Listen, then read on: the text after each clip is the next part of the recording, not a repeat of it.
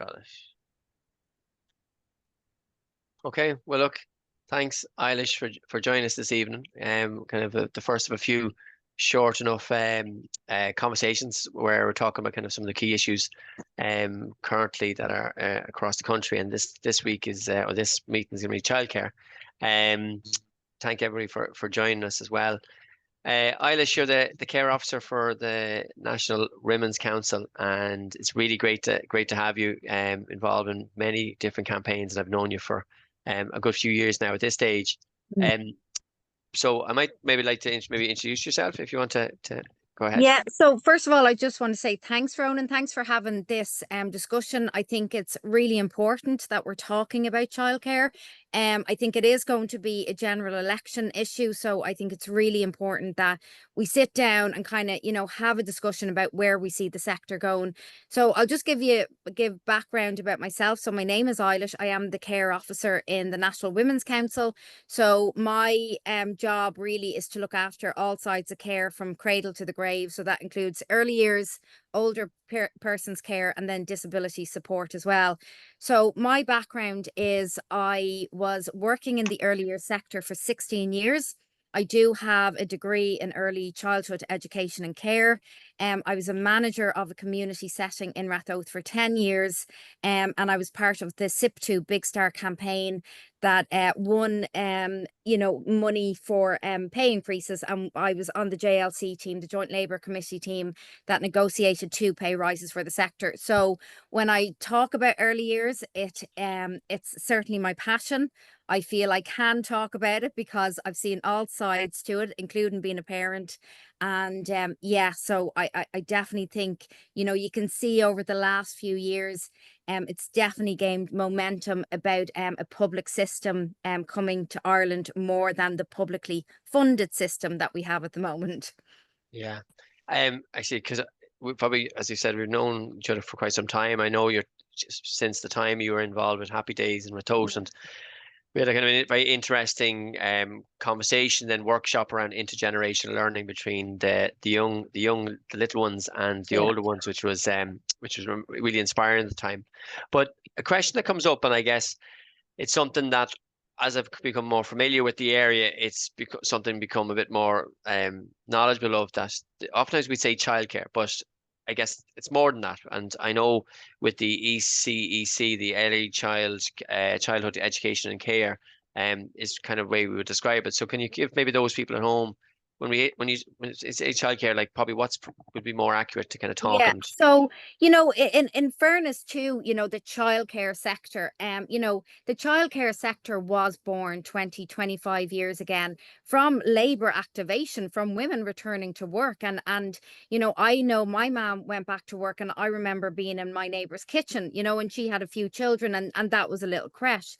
But we've realized over the years, and even when I started in early years, even to when I did my degree, we had moved on from that labor activation, trying to get women back to work. We know now how important early years is. It's, the 0 to 3 years, the 0 to 5 years, they lay the foundation. They're the fundamental years. Everybody says it. All the research has shown. And all the research has shown that if a child has the right start in life, the dividends, the well-being dividends that that child has in its later life is, so rewarding. It makes up for any money that you have to put into the early years sector.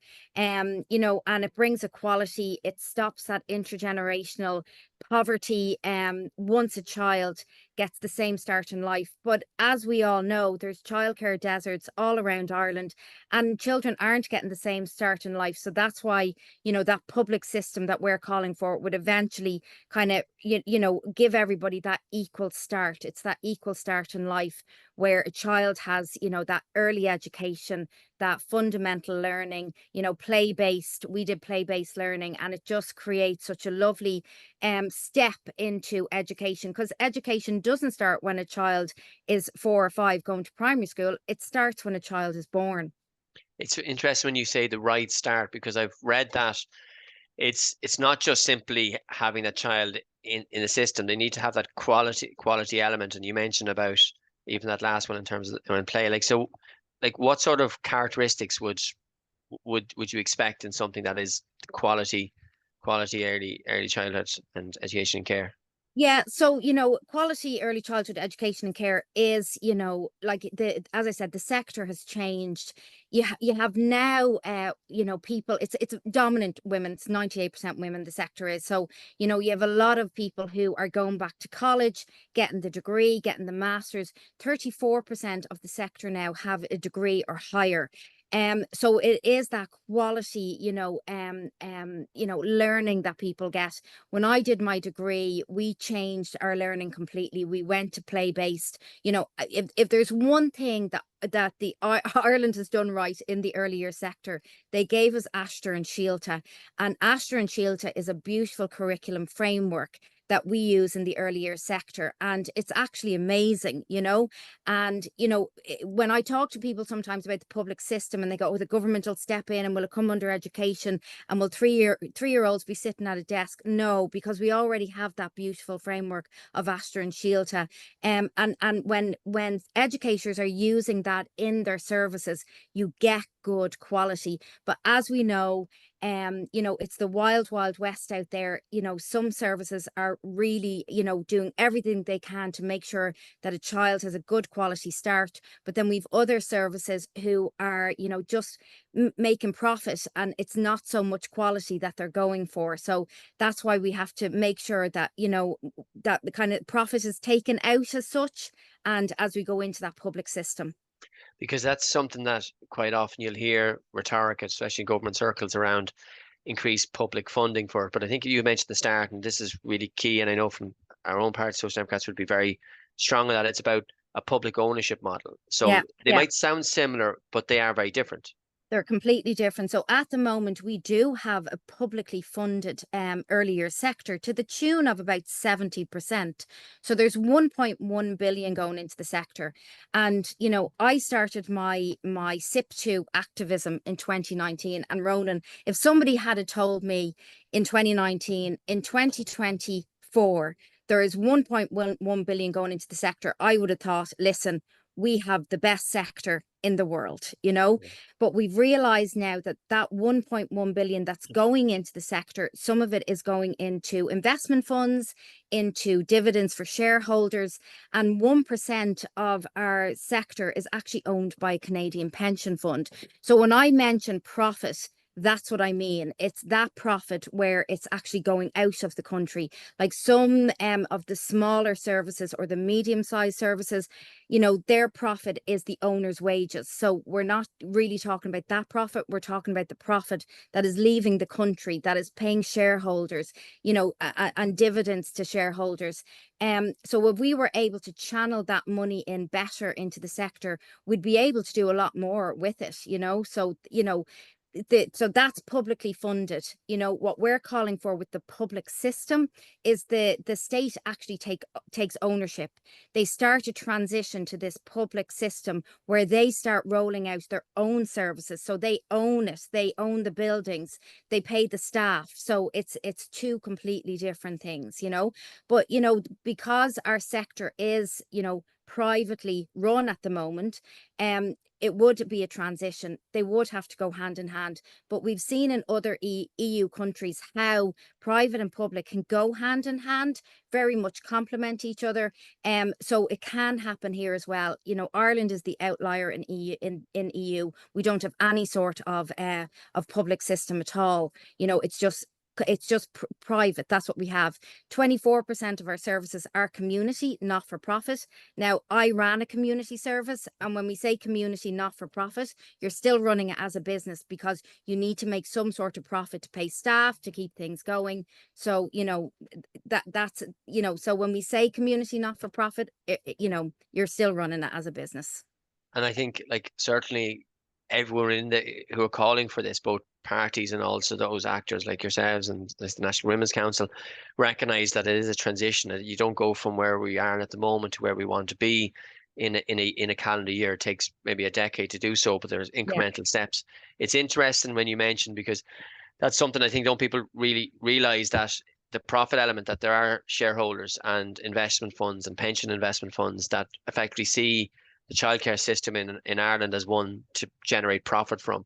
And it's as a teacher, it's so crazy to think that like an equivalent would be a secondary school system where people are getting an education and getting, I guess, what you'd expect young people to get, and knowing that at the back of that there are pension funds that are generating profit from children going through an education system. One thing that you mentioned as well, though, which I think is really key, is around the training that early education those work in the sector get. But that the real tragedy in many respects is it doesn't match up to the salary. It's so far divorced from it. Yeah, no, and again, it's because it is a private sector. And, every time we went out and campaigned, the government would say to us, it's a private sector. We can't say what you've to be paid, we can't do anything like that. So in fairness to Roderick O'Gorman, he did put money in for pay, and he did say this can only go into the sector if we get, a JLC committee together, which we did, and an employment regulation order came out. But we had to sit across from 6 providers, so when I did the SIP2 campaign, and it was a great campaign, and even all the trade unions will say it was one of the best campaigns they've ever seen. We got 30,000 people out in the street, one of the biggest marches Dublin has ever seen, to get those paying conditions, to get those terms that we wanted. And SIP2 activists, we ran around all over Ireland talking to all politicians. The money came in budget 2022, 207 million, but it was given to the providers. So then we as educators had to sit across from them and beg for it back. Now, it's very well known, it's been in parliamentary questions and everything, that out of that 207 million, only 55 million was used for pay.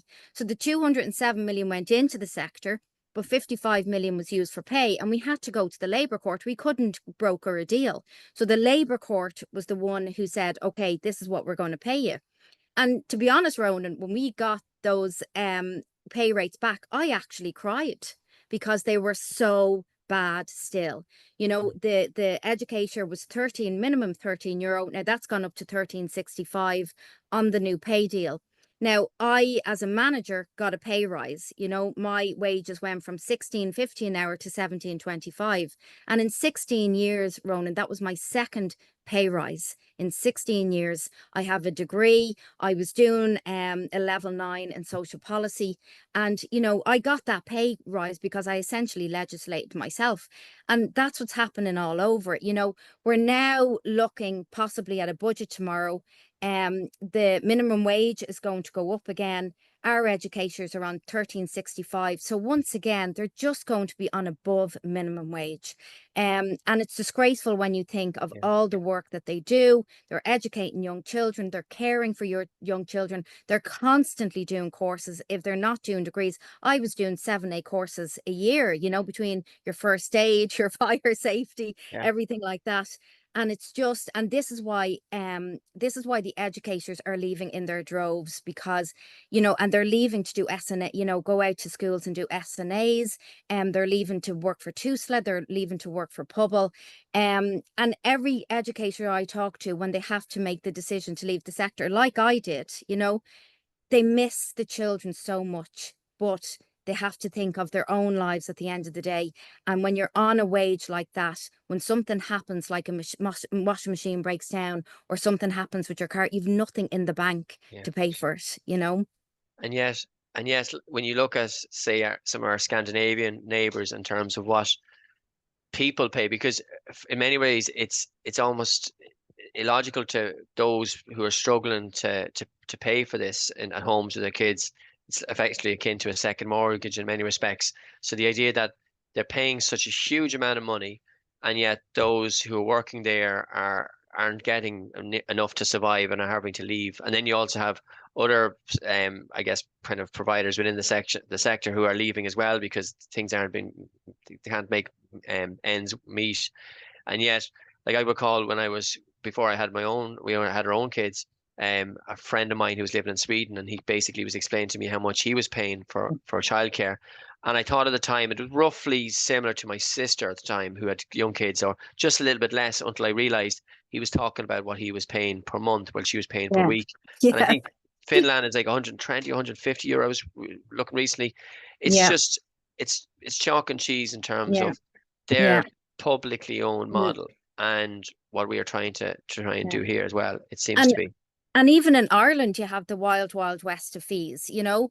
You could have a service in, I think, Roscommon, Leitrim, that direction is kind of the lowest, you know, fee Mhm. charges. And they might charge €150 for full daycare. But then if you're in Dublin, Rathdown, you know, it's €415 per week. Yeah. So, you know, how can we do anything when we have that going all around the country? You know, we can't even have, with NCS, with the money that you're getting off with the National Childcare Scheme, you know, at the moment the universal scheme is €2.14 an hour. But if you're in Roscommon or Leitrim, grand, you can get a little bit off. But if you're in Dunleary Rathdown, you're not seeing anything off your fees, you know? So Mhm. like when I worked in Happy Days, our fees were €5 an hour, but the service up the road was €8.50 an hour. So, you know, it just depends where you are. So we've no uniform across the country at all when it comes to fees. Yeah, like it seems to be in every angle that you look at it, it's either fragmented or broken or so under strain. So to get us then to where we want to be, there's like, as I said, like it could be a 10-year process. Yeah. But first of all, I guess first and foremost, it takes, I don't like to use the word ideological, but it does take an ideological shift to say that, you know what, we are going to look at this part of our children's lives and say that needs to be under public ownership.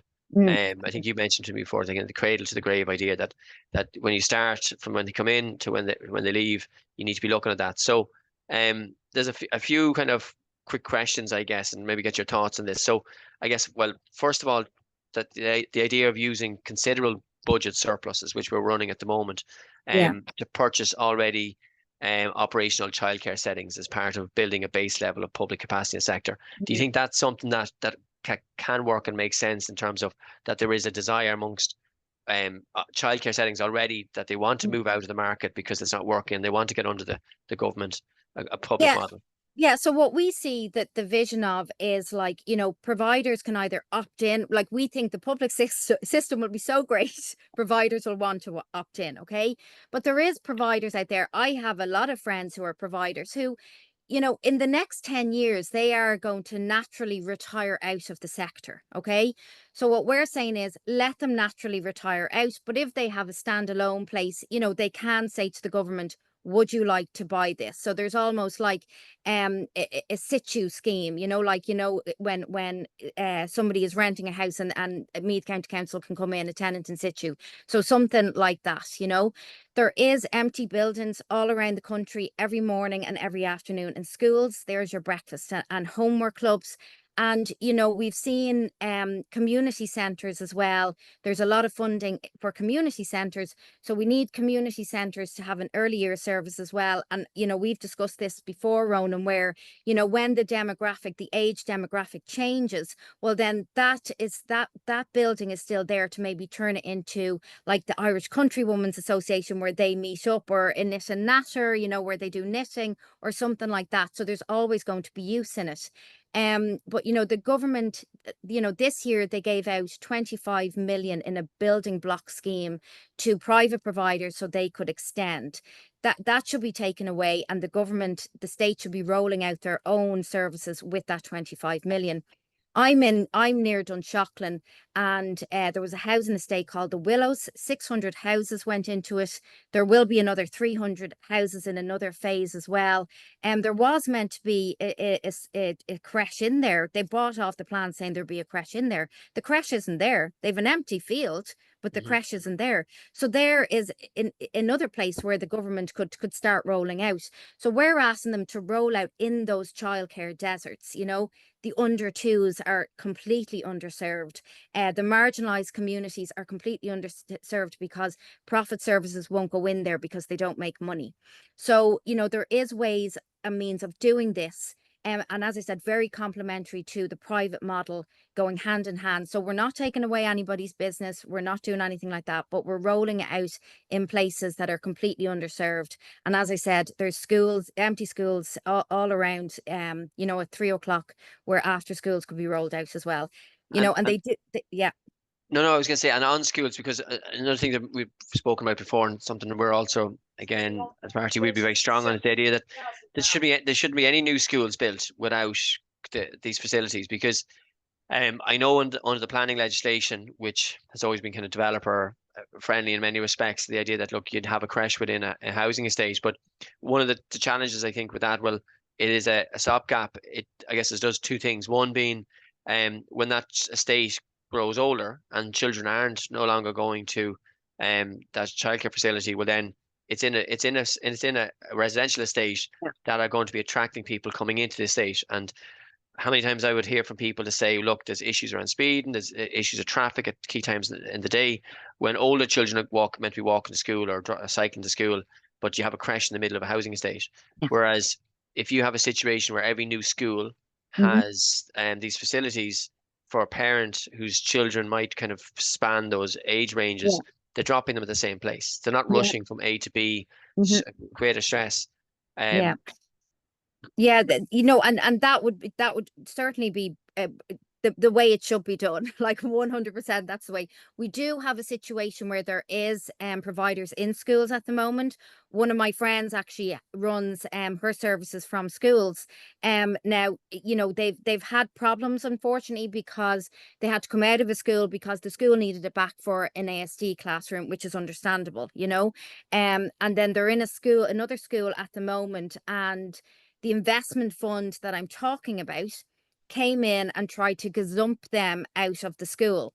So they came in and offered the school €5,000 a month, and they were paying €2,500. So the principal came to them and said, if you don't give me the 5,000, I'm going to give it to the other person.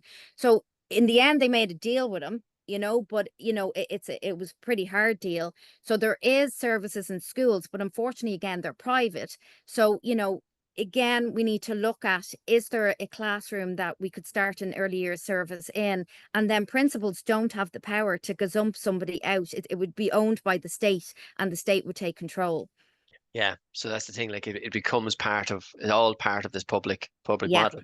So as you say, it's not simply the same way that a school might facilitate a sports club in the evening time. They're facilitating this early years. Actually, it's part and parcel of what they do. Yeah. Um, in terms of their wages, just out of curiosity, in terms of you mentioned about how certain providers might then opt into kind of a public-based model in terms of the salaries and scales as well, because again, it seems such a disjoint that you would like to envision, and certainly we would as a party, this idea that workers would be slowly absorbed into basically the public sector, public sector, that basically their wages would reflect that as well. So make it a much Yeah. more sustainable model to keep them. Yeah, like that's nearly what we see as the first step, Ronan, is for the state to take over the wages.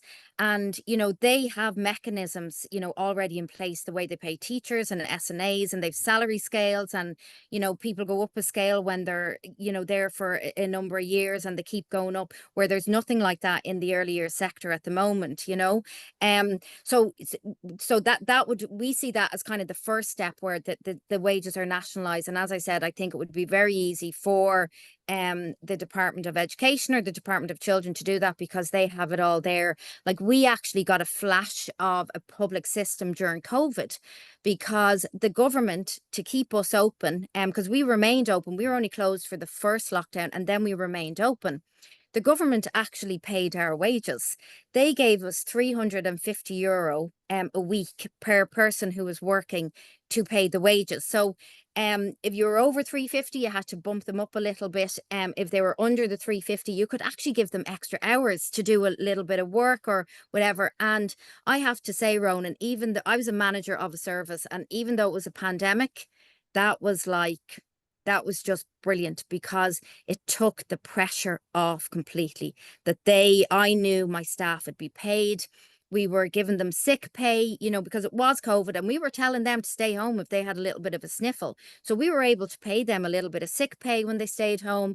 And we were able to give a few extra hours, and it was nice, and people didn't feel the pressure, and like a little bit of bonus at Christmas as well, because you had that extra money coming in. So we have had that flash of what it's like when the government actually, actually nationalized the wages, and it worked out during COVID. And I'd love to do a bit of research on actually during COVID, how compliant services were. Because in my 16 years, I was never fully compliant with a two-slit inspection. But during COVID, when I could give extra hours and we were able to kind of take our time and do slow pedagogy and everything, we were fully compliant. Yeah. So not only like you hit all the standards, the quality Yeah. increases. I mean, it seems it's like it's a no-brainer.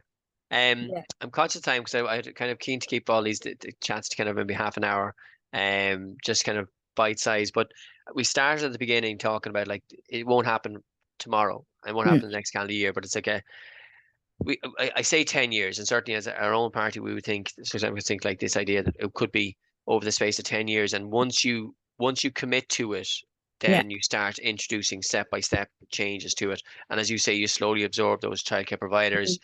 You could take on the salaries of staff, bringing in that public sector. And as you go on and as people retire out of it, ultimately that becomes the de facto model. And then, as you say, the other ideas in terms of like schools being built, vacant buildings or places that are inactive at certain times of day. Would 10 years as the National Women's Council, is that something that you think is is I wouldn't say reasonable, is achievable? Is that something that you think? And if so, is there anything else that you think that would need to be done at the kind of government level to guarantee that, to kind of make sure that once it gets started, we won't roll back from it? Yeah, well, that's it. We just need political will, Ronan. We just need, that Donna O'Malley moment, that like Niamh Brannock moment, where they both said, okay, secondary education, we're going to do a free education, and Niamh Brannock went, I'm going to take away the fees for higher education. And they were both transformative steps in the education sector. So we just need somebody to do that, like, that moment where they say, that's it. I've been asked loads of times, how do I start it? And you start it with one service. That's how you actually start it. And it just grows from there. But we do need political will. 10 years is something we've kind of looked at as well. It might take a little bit longer, but we feel in 10 years, your public system would be bigger than the private system. With the private system as well, we have to realize there is no choice out there for parents, Mhm.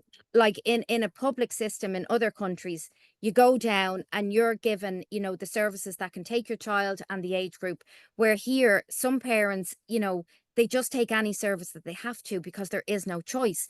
And you know what, with this campaign that we're running, the Together for Public, what we've really discovered about parents is they feel very disempowered when something goes wrong in the service. They can't say anything because they need that service for their children, and they're afraid to say anything in case the child is removed or in case the family is removed, and they've nowhere else. It's not like they can go down the road and go down to the other service that's down the road. So, the public system, we're hoping as well, will bring in choice for parents as well. Yeah. I mean, and I guess and finish on my side, that it's a constant thing I hear on the doorsteps when I talk to people and we talk about childcare comes up, and that whole for kids who are yet to start primary school. And it just is such a financial burden. And when it's a time that should be amongst the most enjoyable in many Mm. ways, I know it can be tiring late, kids waking up at night time, but it should be amongst the most enjoyable. And yet it becomes such a financial strain, a financial burden, in terms of the moving from one place across the town to the other, because Mm. simply you're not able to get Yeah, your child into some place. Um, and yet it seems to make so much sense that, as you say, it is the political will that is needed yeah, from the parties to say, yeah, no, this is something that we are going to value, and we recognize, as you said at the beginning as well, how important it is for yeah. our kids to be able to deal with issues of social Mm. inequality, to deal with issues of attainment and when they get into later years. So yeah, if the political will is there, which Yeah, I think that's what I guess we hope in the next yeah, election, after the next election, well then hopefully yeah. the sky's the limit. Like we talk about the marriage bar, Ronan, back in the 70s. Do you know what I mean? And wasn't it terrible? We have a modern day family bar where people have to choose between having a career, having a family, maybe having the third child. And as you said, we're wishing, our lives away nearly. Like, I have pregnant, women at 6 weeks going, Eilish, I can't get a place. And, it nearly ruins their pregnancy all the way through. And then they have the baby. And if they finally get the child into a service, then you're just wishing their lives away, because you're wishing for them to start the ECI program, because you're going to get €64 off a week.